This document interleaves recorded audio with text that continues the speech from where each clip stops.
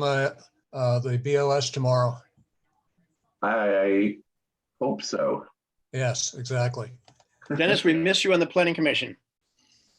Thank you very much. I appreciate the kind words. Okay, ladies and gentlemen, this meeting of CSFN is called to order, and we will go momentarily to the program, which is The Roots of City Hall Corruption, with our three participants today. My name is Charles Head. I'm the president of CSFN, and my history with San Francisco City Hall corruption goes back to 2014. That's when Larry Bush and I both served on the civil grand jury and first met that monster of all monsters, behested payments. We will hear more about that this evening. Okay, Derek, let me start with you. Could you introduce yourself and give us a brief statement as to a problem with City Hall corruption that you have been dealing with as a journalist? No more than 2 minutes, let's say. Okay, Derek? Yep. I write for the West Side Observer. Doug Comstock is my editor. I can't specify one momentous episode of corruption. There's been quite a few. Well, can you tell us what you just wrote about in the Observer about the Ethics Commission? The Ethics Commission. Well, anything you want to say, sir. Yeah. I was disappointed that the Ethics Commission could not get the anti-corruption ordinance before the voters. And what happened is that two of the commissioners voted against taking it forward. And one of them, who is now the chair, stated that that the perception of corruption is anecdotal. And so she really didn't feel the need for a big effort. And that's one of the problems. The oversight agents, the commissions are weak, but there's other components. Right. Yeah, I agree totally with you. I was very disappointed as well. I am a friend of ethics. Okay, Susan, over to you. I was the owner and editor-in-chief of the Marina Times from 2006 when I bought it. We sold it last year to the group that owns LA Weekly and a bunch of other independents. They bought the Village Voice on the same day they bought us. Wow. And yeah, it was kind of the granddaddy of all independents got bought that day. And now I am partnering with Stanley Roberts from People Behaving Badly on Cron fame. Oh. And we're doing a new project called Gotham by the Bay, and it's GBTB Media. And we're in the process of getting funding, and it will be full on going after the corruption that we deal with every day. Wonderful. As far as the thing that I've written that probably had the most impact probably would be the Friends with Community Benefits about the behested payments at the SFPUC. Yes. And in that story, I also broke the connection between Walter Wong and the Kellys. Prior to that, I'd written about Juliet Ellis and Harlan Kelly, after which the Fed subpoenaed their travel records. And then shortly after my article, Kelly stepped down or got taken down. So probably that was the most interesting. Great. Thank you so much for doing that. Yeah. Okay, Tim, last but not least, over to you, sir. Hi, my name is Tim Redmond, and I am the founder and editor of 48hills.org. Prior to that, I had a long career at the San Francisco Bay Guardian, starting as a City Hall beat reporter in 1983. Wow. I'm very old. And working my way up to executive editor before the paper was sold. And a year later, I was rather summarily fired. And then I started 48 Hills, which has now been going on for 8 years as a independent digital daily newspaper in San Francisco. And I can say in the 40 plus years I've been doing this, I have covered an awful lot of City Hall corruption. Most recently, I have obviously followed the Mohammed Nuru scandals in all of its glory, because this stretches beyond a lot of, it just stretches beyond one person. It stretches into a whole culture at City Hall that I would like to have an opportunity to talk about. I've also written about the San Francisco Parks Alliance and their involvement with the Recreation and Parks Department and the funny money that's been going back and forth. And I'm also I've been very involved over the years in actually, I wrote part of the San Francisco Sunshine Ordinance. I was involved in crafting that. I'm involved now in a group that's thinking about how to revive it and make it better. And I have been very involved in efforts to get public records be made public in San Francisco, and fought for decades against public officials trying to keep information that ought to be public secret. So the secrecy element of City Hall has been a big part of my career. Great. Thank you so much for doing that job with Rec and Park and Parks Alliance. When I was last on the civil grand jury 3 years ago, that was one of the things we were looking into also. Okay, let me start off with this leading question for you all then. What is the culture of corruption at City Hall, and how far back does it go? Tim, would you like to speak to Well, that? I'll tell you an interesting story, because this is something I've been thinking about for a long time. So on the day Mohammed Nuru was indicted, I was actually teaching a class at USF, and I usually ride my bike everywhere, but it was pouring rain. So on this one day, I called a cab. I don't do Uber or Lyft. I do actual taxi cabs that treat their workers a little bit better. So I'm in a cab, and the guy says to me, "Yeah, did you hear about this guy, Mohammed Nuru?" And I said, "Yeah, I heard he was just indicted in this corruption scandal around the chicken stand at the airport and the $5,000 bribe." And he says to me, "This guy makes like $250,000 a year." And I said, "That's right." And he said, "And his wife makes another $250,000 a year." And I said, "That's right." And he's got a great pension, right? He could retire now on like $200,000 a year. And I said, "That's right." He and his wife together make like $500,000 a year. Why would he take a free trip to China? Why would he take a free tractor, which, by the way, I've recently learned was supposed to be loaned to him and he just kept it? Right? Why would he take what is in a sense kind of penny ante stuff and risk all of that when he's got plenty of money? He doesn't need to like borrow a tractor from someone who's doing business with the city. He could actually afford to buy one himself, right? Why is this happening? And all I could say to the guy was, because it's been going on for so long that he just assumed he'd get away with it. And it goes back in my mind, although corruption in City Hall has been a problem as long as I have been at City Hall, which goes back to, again, to 1993. I think this chapter goes back to Willie Brown. And it goes back to Willie Brown's way of doing business, which was to disdain the public, disdain any type of public oversight. In fact, I am told that when Willie Brown had meetings with his staff, they were not allowed to bring paper and pencil. They were not allowed to take any notes. He has often said he never used email because the E in email stands for evidence. And literally, he has said this: "I don't use email because the E in email stands for evidence." All right, it's discoverable. This idea that everything should happen in the back room, and this kind of culture of what I call casual corruption. That like every little thing. Look at the Department of Building Inspection. Look at the bribery. Look at the stuff that's going on with the Parks Alliance, with all of this stuff. It's like, we're not talking about somebody embezzling $10 million from the city, although that may have happened too. We're talking about little stuff on every level. I just had, I teach an investigative reporting class, and I just had Matt Gonzalez come in and talk about the structure of corruption in City Hall bidding. Not right now. Right. And the structure, like you put in a bid at City Hall, and if the right person doesn't win, they just cancel all the bids and start over again.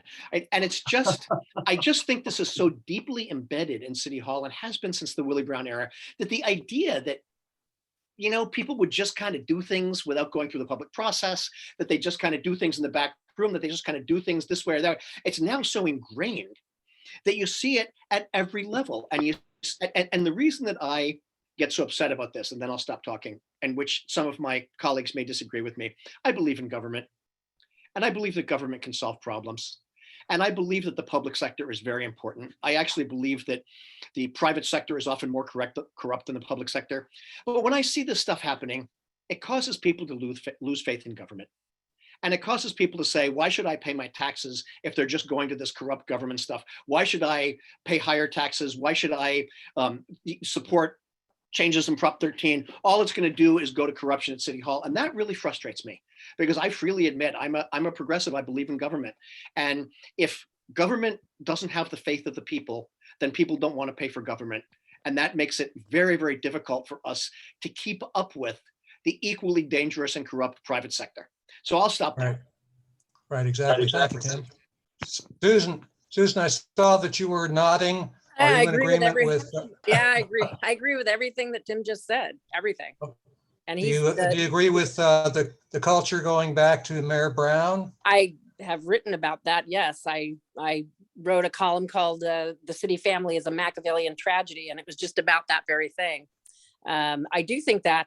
I think the problem, though, is I don't call it casual corruption because I call it invasive corruption because it's just this arrogant sort of corruption. And when I first wrote about Nauru, April of 2019, my biggest concern was that no one else had. For example, the Chronicle had not written about him since 2014. And that was Mateer and Ross, of course. So when I started to look into him, it was because I was on his Twitter and saw that he was in China. And I thought that was weird. So I contacted Rachel Gordon, formerly of the Chronicle, who was his mouthpiece. And I asked her why he was in China and Argentina when our streets are filthy. Why is he taking pictures of the pretty streets in China? And she goes, oh, it's a vacation. And I said, a vacation? Like, really? And I said, I want all of the documents on that trip. She goes, well, it's a private trip, so I don't have them. So that right away started me thinking something's up with this guy. So then I started digging and I found old articles and then I started doing public records requests. And then I was like, okay, how has this happened under 4 mayors? He just kept getting pushed upward. The more corrupt he got, the higher up he went. And the more backroom deals were done, the higher up he went. And even Dennis Herrera, who now leads the PUC, when he was running for mayor, he said, this guy is as corrupt as the day is long. Like, he's done this, he's done that, and he's been under 4 mayors, under their noses. He's corrupt as can be. When he didn't become mayor, as city attorney, nothing ever happened. Nothing ever happened, until, I don't know, 10 months later after I wrote the piece on Nauru and he got arrested. And, from there, it's been just nuts. But the fact is that it has been completely ignored by the mainstream media. I know Tim has been writing about it for years. Joe Eskenazi has written about it for years. Dr. Kerr has been, writing about it for years. But the mainstream media has virtually ignored it. And if in some ways has been complicit in it. And I believe that about the Chronicle, because there's really no excuse for us little reporters at little independent publications and blogs to be breaking these stories and holding these people accountable when the main paper in the city is not. Exactly. Thank you, Susan. Mm-hmm. Derek, Susan just cited you. Would you like to chime in as to whether you think the current the culture of corruption in City Hall goes back to Mayor Brown or further back, or not that far back? Well, it was certainly exacerbated by Willie Brown and the patronage network that he set up. What we have is a city family culture which is toxic to professionalism in public service. We received a lot of emails from some of these agencies, PUC particularly, and it was really astonishing how the exchange of favors is rampant among these people. They invite each other to their birthdays, anniversaries, picnics, galas. There's all of this mutual back scratching. And it's just not professional. It's not businesslike. The familial intimacy that they cultivate makes it very difficult to detect errors or lapses in judgment in your colleagues. you cannot be objective when everybody around you is a personal friend that you go to parties with. So this is part of the city family, and City Hall actually praises this, makes it seem like an asset, but I think that it's a serious liability. Okay, thank you, Derek. Do you think that an example of this family nature of the corruption of City Hall would be evinced by the fact that the current mayor was the babysitter to Mayor Brown, and she was the girlfriend of Mohammed Nouru?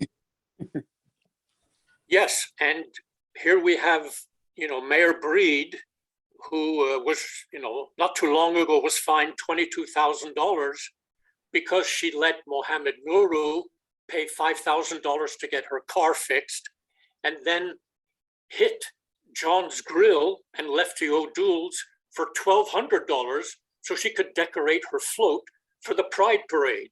So everybody's giving everybody favors and back scratching. And how can you run a business when you have these kinds of what Susan has called incestuous relationships? And I think that's pretty close to the truth. Mm-hmm. Susan, can you think of another example of these incestuous relationships? Well, yeah, I mean, there's so many of them, but when I, after my first piece on Nouru, a couple of workers at the DPW asked to meet with me, and they said, we can answer your question on why she doesn't kick him to the curb. And I said, why? She says, well, they were in a relationship. She says 20 years ago, but I was her garbage man, and I drove by her house 5 years ago and saw him coming out of there. So it was not 20 years ago. And then of course, his current girlfriend, I also exposed was, this Zuniga character who everyone thought Mayor Breed was girlfriend number one, but I knew that it was Sandra Zuniga, who then in turn, she goes as a friend of Nouru and creates a department for her because she didn't get a management position she was going for. So her friend Nouru asks her just to create a department for her, and then it just goes from there. Then she helps him to launder money, and then it's one thing, so the whole thing is just one thing leads to another, as they say, right? Exactly. And then you've got the Kellys. I mean, let's not forget the Kellys. Tim was talking about how much money Nouru and his wife made. Well, they were clear, beneficiaries of the incestuous relationships. Between them, we're making almost $1 million a year, over $800,000 a year.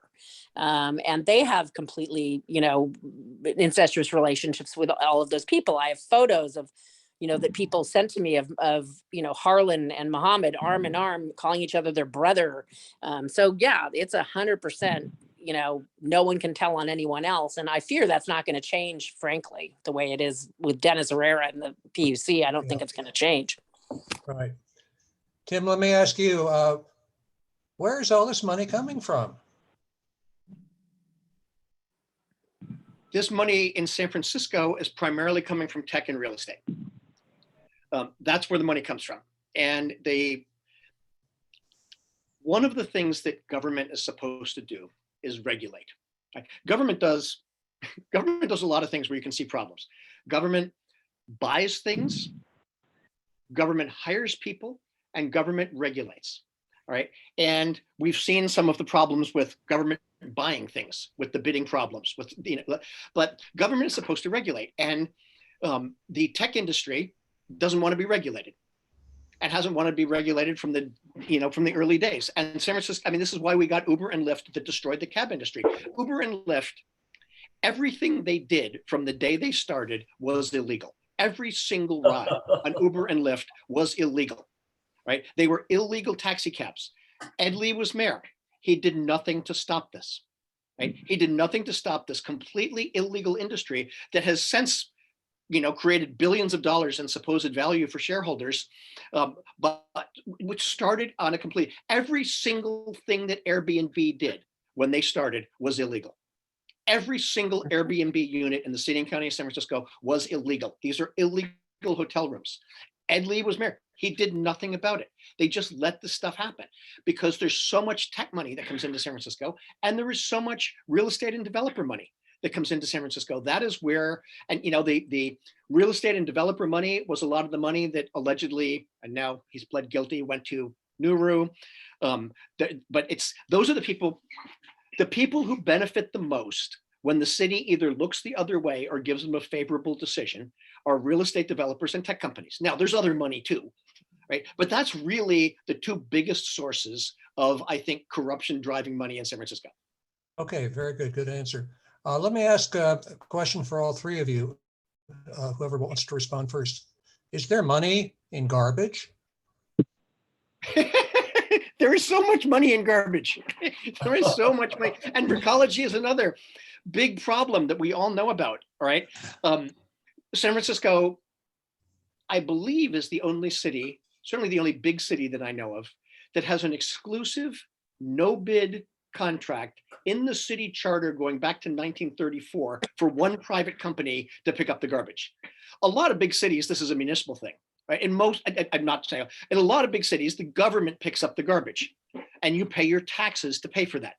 Right? Some cities contract with private companies. San Francisco, the contract with Recology never goes out to bid.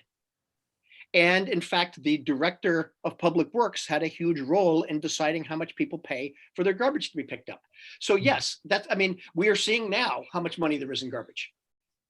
Okay, Derek or Susan, would you like to? Yeah, add? I would like to say something about what Tim just said, because it goes right back to the city family. If you look at who Mohammed Nuru hired as the ratepayer advocate for Recology, it was none other than Dwayne Jones, who I've been writing about for a couple of years now, who goes back to Willie Brown. And as Tim talked about, he, got a lot of those little sketchy bids where, the whispers went out, this is the high bid. And if you can come in, this is the low bid. If you can come in below this, and then he'd get the jobs. Then Nuru goes and hires him to be the ratepayer advocate. And when I was writing my story about him, I started looking for his advocacy. I couldn't find it. All I could find was him saying, I think it's very reasonable if we just let Recology have that little bit of a bump, little bump up. I mean, there was nowhere where he was standing up for the people. He was, not a ratepayer advocate. He was a Recology advocate. And therefore, tying him back to the community benefits and now, and the millions and millions and millions of contracts that he gets. To be a ratepayer advocate, his company to be a ratepayer advocate seems odd to me until you realize it's San Francisco. Right. Derek, what about you? Do you have a comment about this? Yes, I want to touch on the issue of cronyism, the mechanism of cronyism, which is what's happening with, Nuru and Dwayne Jones and all these people. People are selected for their obedience and their loyalty rather than their competence or their conscientiousness. And I think this also began with the Willie Brown patronage network. What happens is that these cronies, when they're in their position, they feel threatened by competent peers or even competent subordinates. And what happens is that good employees get marginalized or pushed out because they're somewhat threatening to these cronies who are not really gifted for this job. And because of this mechanism, cronies pushing out good people, you have this phenomenon of cronyism begetting cronyism. It just gets worse and worse and worse until something cracks. And I think that's what we're getting. I just want to add one quick point here that credit where credit is due, so to speak. I've been here since 1983. There was some pretty bad cronyism under Dianne Feinstein. There was some pretty bad cronyism under Frank Jordan. My God, there was some way before Willie Brown. Right? Art Agnos actually was pretty good about that. Art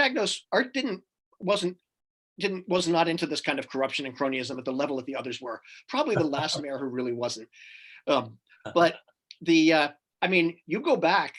I mean, it didn't. I say that this culture and the players we're dealing with now started in the Willie Brown administration. But Dianne Feinstein had her cronies on all the commissions, doing all kinds of things, giving favors to developers. Frank Jordan had all kinds of cronies in all kinds of city hall offices. So this is not a new phenomenon.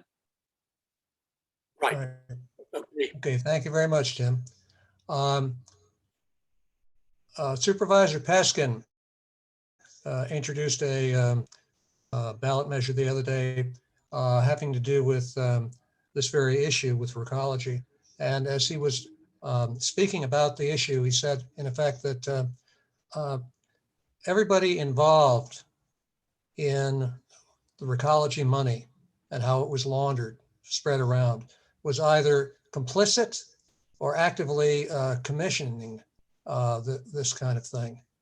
Do you think that the answer, do you think Peskin was correct? We're all either in cahoots or we're just ignoring it. I think it was easy to ignore for a long time. Because how many people really think about it? How many residents of San Francisco, forget businesses for a second, because businesses also get screwed by recology. Small businesses get screwed in there. But how many residents really think that much about how much they pay to have their garbage taken away? Right. And I think that, you know, a lot of people just kind of assumed, oh, things must be going okay. And then, of course, recology, like PG&E, by the way, less so now because PG&E has become toxic, but for generations, PG&E lavished money on nonprofit organizations in San Francisco, and lavished money on community groups, and lavished money, and all kinds of organizations got PG&E money. And they didn't really say, oh, you have to do this in politics. All they said was kind of wink and a nod, don't talk about public power. Right? Yeah. Just as, you know, recology, the unwritten word was just don't talk about competitive bidding. Right? Just don't bring up the idea of competitive bidding, which is recology's worst nightmare. And, you know, I've had conversations with folks at Recology who said, oh, you know, we don't want Waste Management, a horrible company from Texas, to come in. And like, folks, Waste Management probably wouldn't win the bid, but you'd have to lower your rates. You'd have to share more with the city. Competitive bidding is good for everyone. You know, I think it was Aaron Peskin who years back put Harvey Rose's contract out to competitive bid. And I frankly think Harvey Rose does a great job. I think those reports are really important. And I think Harvey Rose is incorruptible and does a great job. And so did Aaron. But he said, we're going to put this out to bid and we'll get a better deal. And Harvey Rose won the contract, but the city got a better deal. And that's how this works. So, you know, that's what I think is going on. You know, I think that they you know, all these nonprofits, all these organizations, all these great civic groups, hey, they're getting donations from Recology, they're getting donations from PG&E. That's how this works. Yeah. Susan, what's your take on this? On Recology or on Aaron? Well, on money being contributed to various causes at the behest of supervisors or mayors, paid for by Recology, by PUC, by the ratepayers. Well, I think that's a huge problem. But to be honest with you, I also think that the supervisors themselves are a huge problem because they have ignored this just as the many mayors have. And, you know, Aaron, who's been in office for, you know, decades, literally, when I asked him about Muhammad Nuru, he said, of course we all knew. But if I called Mo, you know, at midnight and told him there was a garbage can overturned on Columbus, he'd come and get it. So he did a lot of stuff for people and they didn't want to out him. So, I mean, I think you've got to put, they're the ones running the city, not just the mayor. So you got to look at them as well. They've let this Recology thing happen. They've let the community benefits happen. They're continuing to let it happen. You know, putting Dennis Herrera at the head of the PUC, like, what are you thinking? I mean, he didn't even do anything to Nuru, even though he said when he ran for mayor in 2001, this guy is corrupt. And yet nothing happened to him until the feds got involved. So I really think you got to put some blame on the supervisors. You know, they also work with their little favorite nonprofits and make sure they get money and things like that. But, you know, for them to just sort of cast the Nuru thing aside and say, well, you know, he was good to us. So you got to put some blame on them. Okay, thank you. Derek, I notice you're nodding. Before we go to questions and answers from the people online, let me ask you for your comments. I just wanted to say a word about cowardly oversight. We have all these commissions, and if you attend these commission meetings, one thing that I've noticed is that the commissioners try to ingratiate themselves to the department that they're overseeing. They act like cheerleaders. They want to be liked.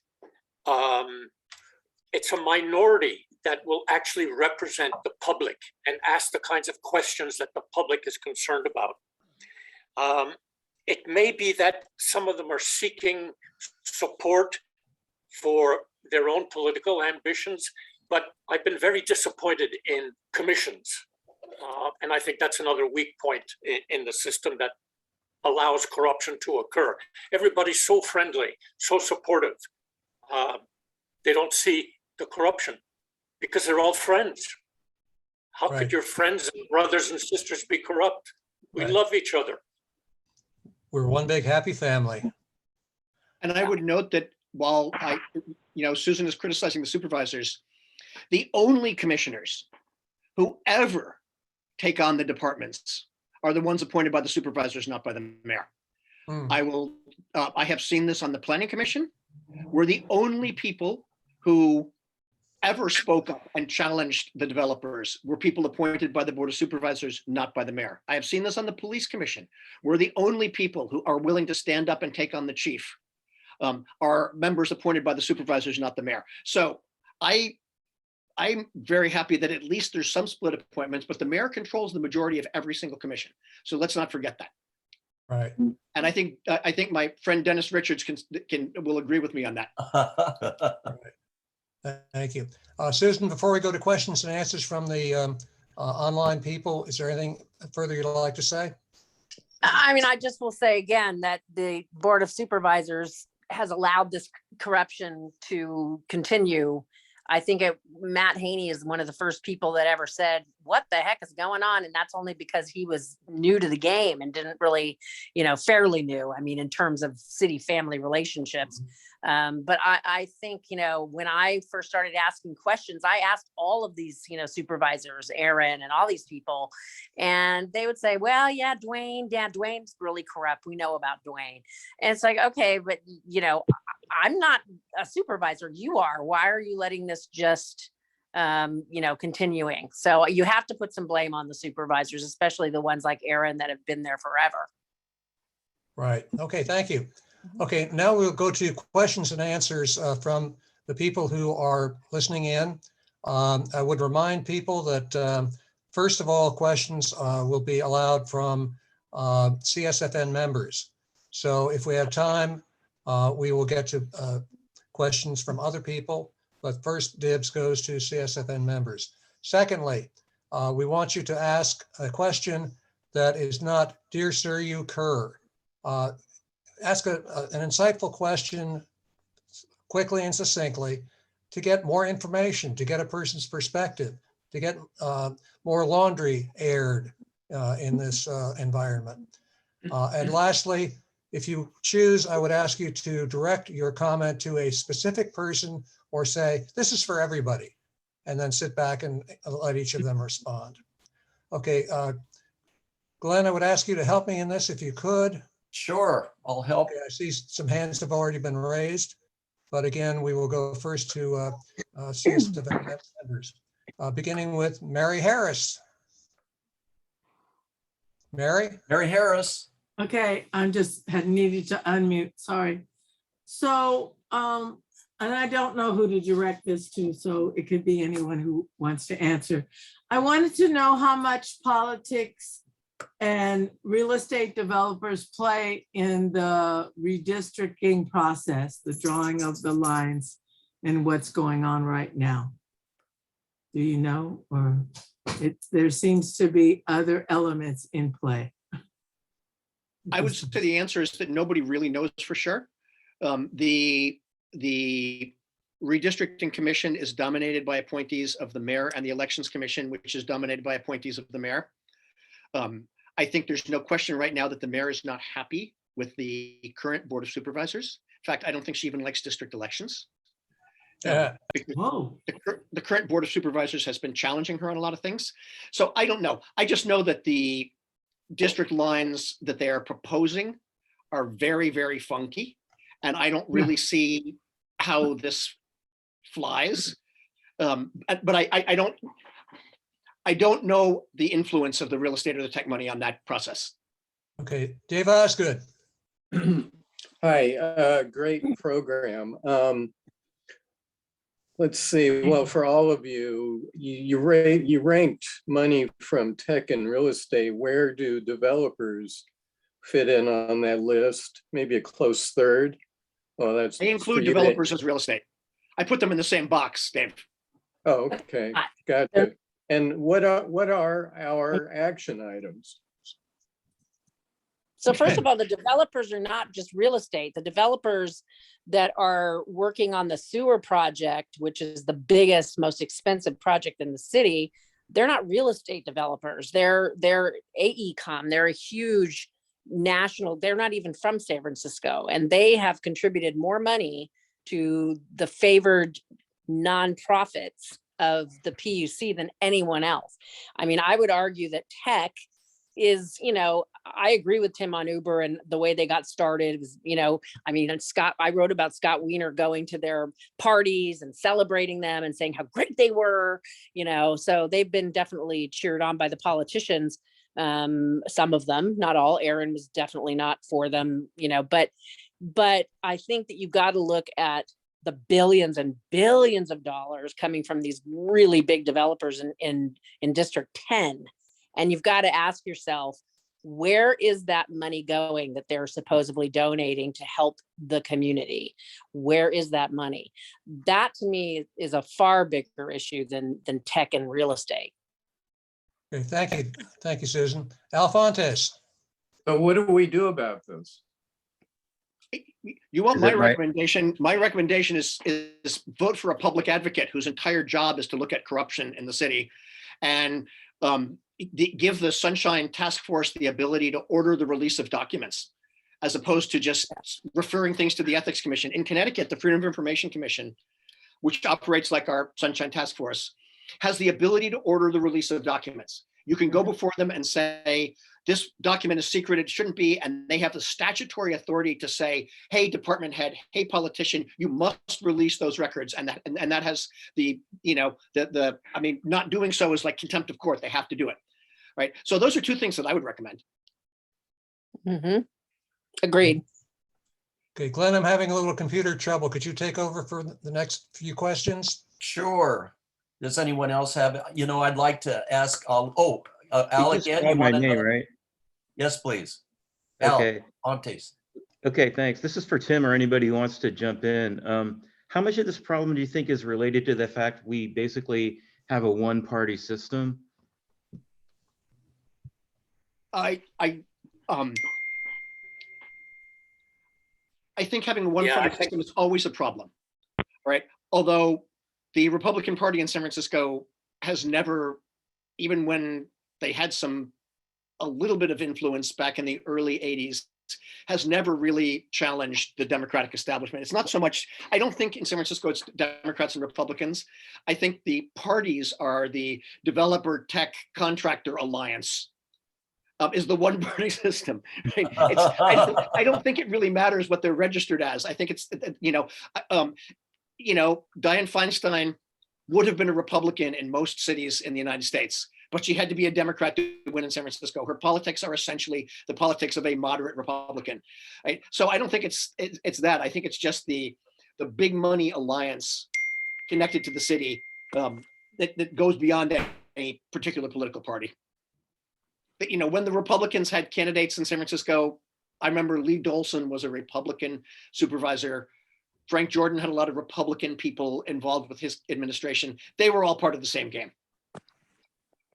Very good answer to that question. Dianne Feinstein really is a Republican. I agree with that. She would be, if she was running for mayor in Indianapolis, she would have run as a Republican. She just happened to be in San Francisco where Republicans don't get elected, so she's a Democrat. So I don't see any What do we have to, I would like to have Ali Alafa. Wait, Would you- hang on, we have Lee Robbins and George Wooding both have their hands up. Oh, I'm sorry, I didn't see them. Well, Yeah, how they're about- standing with their hands up. okay, forgive me. How about George Whitting first and then Lee Robbins next? Forgive me. Hi, I know everybody here, we've had conversations, and I've written several articles on corruption. So first off, I wanted to say one of the keys was Willie Brown's ability to control a mayoral position going forward through time, as it is now London Breed's time. He still has control. So he's always had his own universe where he controls the city. My second thing is, I think what people have forgotten about is hydroelectric power. When Willie Brown came into office, he had been the president of the legislature. And part of what he did in a bill was he said, when we were building our hydroelectric plant, is that until that plant is completed, all of revenue and funds would go to San Francisco. So when he came in and took over office, he had a tremendous amount of cash and money to start patronage. And that's where you get Mohammed, who started off with San Francisco League of Urban, slug. Gardeners. And he turned that into a force of gardeners who then became for Willie Brown. And this money was spread everywhere. But I do agree with everything said, but I think the key for Willie Brown was not so much in the technology, it was much more in the hydrology. So that's just my point. Interesting. Lee I Robbins. think we have time for one more question anyway, if Lee is available. Lee Okay. Robbins is next. Okay, so this is, I think, mostly to Timothy. So I was interested in the example that you had about Uber and Airbnb, not just specifically for them, but because I think it's represents somewhat the larger issue. And I come from a background as a recovering economist and as a professor of management and organizations. And so the other side of it, so it seemed to me, and I was also, to some degree, a consumer of both of those, not at a very high level, but a bit, that they were challenges to the established order of doing things, to hotels and to the taxi industry, which I don't think anybody has said was uncorrupt, at least in general. Yeah. I don't know about San Francisco in particular. And so it seemed to me in some ways that those were a good thing, but in some ways and not in others. And in order to get the system to change, then you have these side payments coming along, which are corrupt and undesirable. But I'm not, it's not clear to me exactly how you do that. And also, it also just struck me when you were speaking, you said every single thing they did was illegal. It's possible, but it seems rather implausible. Actually, let me stop you there because it is true. San Francisco did not allow short-term rentals. It was against the law to do short-term rentals. So every single Airbnb short-term rental was a violation of law, every single one. San Francisco does not allow people to pick up and discharge passengers without a taxi cab medallion. So every single one of the Uber and Lyft rides before the state intervened and legalized them was illegal. We now, of course, thanks in part to London Breed, we have passed legislation that allows Airbnb to operate in a regulated manner. We can't regulate Uber and Lyft because that's done by the state took that over now once they got established. But yes, it is absolutely true that every single ride violated the city's taxi cab medallion ordinance, and every single Airbnb violated, not now, but back then when they started, violated the short-term rentals ordinance, and we did nothing about it. I'm not saying I understand, but let me clarify the question. So in order to so the regulations were set up to prevent anything like Airbnb or Uber and Lyft from happening. So what you so do the corruption was to offset the previous corruption. No, which listen, I'm not defending those, the I cab presume, industry. came up from the taxi industry and the Trust hotel me. industry. I'm not defending either the taxi industry or the hotel industry, which, by the way, the hotel industry isn't a hotel industry anymore. It's a speculative real estate industry. The people who own hotels aren't hotel people anymore. These Okay. people didn't even have a clue what Airbnb was doing to them. The people Airbnb was damaging was the hotels, but they didn't realize it. It was tenants. It was people who were losing their homes and getting evicted so that apartments, rental units could be turned into hotel rooms. But let's set that aside for a second. I believe that if you want to change an industry and you want to come up with something new, either you follow the rules or you change the rules. Airbnb, Uber, and Lyft could have gone to the Board of Supervisors and said, hey, we have a new model. It's better than the one that you have here. Right? Why can't we do this? The city could very easily have allowed Uber and Lyft. For that matter, the Google buses. A lot of people say that the Google buses are just a way for people getting people to work. Sure. But first they showed up and parked in the Muni stops. Yeah. And never got tickets without any permission. The technology industry believes it's easier to ask forgiveness than permission. But I don't think that's the way government should work. Thank you very much. That was a great answer. Now And I have to go, so I hope that's okay. Yes, it is. It's okay. Thank you, Timothy. Does anyone else Thank you, have? Tim. Okay, we have Thank you all. Gregory Bye, Tim. Scott. Bye-bye. Gregory See you, Tim. Scott has a question. Actually, Dennis and Ali have questions. They got Yes, their but hand- we're gonna take care of this. Gregory Scott, please. You have a question, sir. You had your hand raised and you're muted. You're muted. We can't hear you. Excuse me.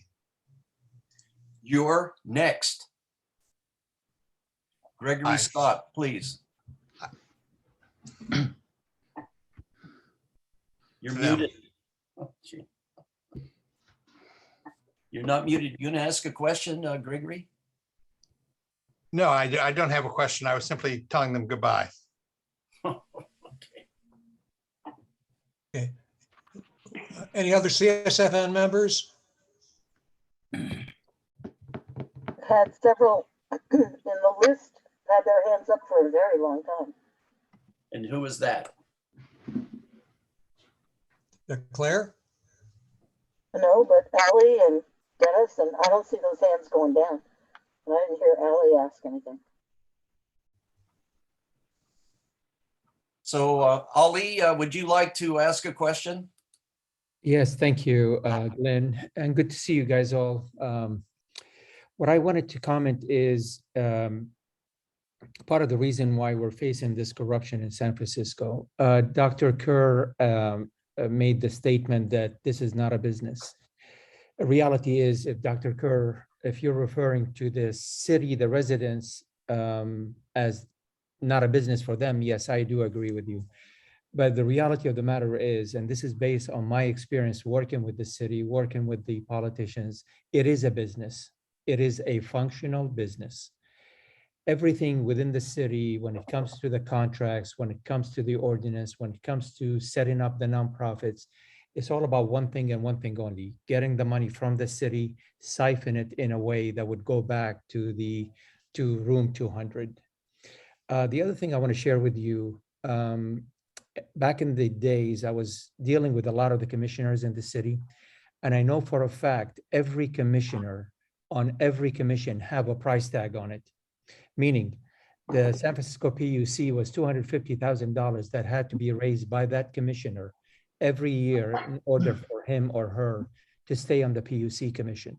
The airport was number one, PUC was number two, and then when you go to the smaller commissions, the price dropped down to $50,000. There was nothing less than $50,000 a year.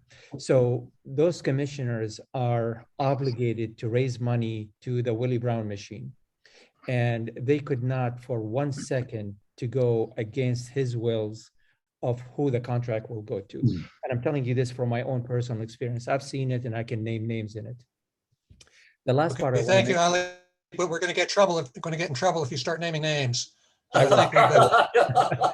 But the last thing I want to say real quick, the issue with the public record and public documents is absolutely needed. But what's even more important, and honestly, I'm going to say this on the record, the way to expose corruption is by, if you mention the corruption, and if you find your own ways of getting the documents and getting the facts and publish it, whether it's Susan, Dr. Kerr, or Doug, that devastate them because they have no idea where the information came from. It is a fact and it's been published and it's on the record. Anybody can access it. And what I mean by anybody, I mean even the federal government can access that information and they can use it to their advantage. Thank you. Okay, thank you, Ali. Okay, Glenn, I think we're probably going to have to cut off questions at this point. We're running out of time. I can't see any other hands raised, so I think it's a good time. Can you hear me? Dennis had his hand raised. Richard has his hands raised. Who? Dennis. Dennis has had his hand up for a long time. Dennis Richard. Would you speak, sir? Sure. In the interest of time, maybe I'd love to come back and spend 10 or 15 minutes telling you all about what I've learned. As far as some of the, you journalists are my heroes, honestly. Trust me, without you, we would be, out in the wilderness by ourselves without anybody helping us make any changes. But, some of the things that we've learned would make your hair stand up. I encourage you to look at Mission Local and look at all the depositions that we posted from my lawsuit and actually read what some of these people have said. For example, Ed Sweeney never, ever responded to a sunshine request. How good is a law when somebody can flout the law and never have any consequences? A couple of things that I just want to leave you with is we have to take back control. We can sit here and we can talk about Dianne Feinstein. We can talk about, all the things that went on, but, we have the power to actually make changes. And I hope that my lawsuit that is at least a start of this. And I know there's 2 other lawsuits behind mine about retaliation against the city family. A couple of ideas. If you get convicted of a crime while in office related to your duties, you lose your pension. Number 1, that needs to be a ballot initiative. 2, there's a duty to report. If you see corruption, you have to report it or you're fired. All departments have to go through audits just like private companies. Am I okay on time or do I need to stop? Okay, yeah, that's just my kitchen alarm going off. Sorry about that. Dennis, thank you for leaving us with those 2 thoughts. And thank you, journalists, the 2 of you that are left, for giving us these great. Good timer. You're welcome. Thank you. Good night. Good night. Thank you, Dennis. Yes, thank you, Dennis. Thank you. I think this meeting after the program, again, thank for all of you that attended. This will be mainly for the CSFN members. So someone stop the beeping, people please. who just called in for the program. Hello,